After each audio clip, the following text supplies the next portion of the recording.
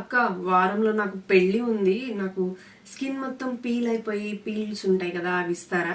అది స్కిన్ అనుకున్నారా లేకపోతే ఏమైనా పీల్ చేయగానే వచ్చే లైక్ చెక్క అలా అనుకున్నారా? ఏమైనా స్కిన్ పీలింగ్ వారంలోనే వచ్చేయాలి, లేకపోతే 5 నిమిషాలు 10 నిమిషాలు యూజ్ చేయగానే నా స్కిన్ అంతా తోలు లాగా ఊడిపోవాలి, అలాంటివి అయితే ఎందులో జరగవండి. ఈవెన్ డెర్మటాలజిస్ట్ దగ్గర చేయించినా కూడా స్కిన్ పీల్ అనేది అలా స్కిన్ మొత్తం ఊడిపోయినట్లుగా ఎవరికి రాదు.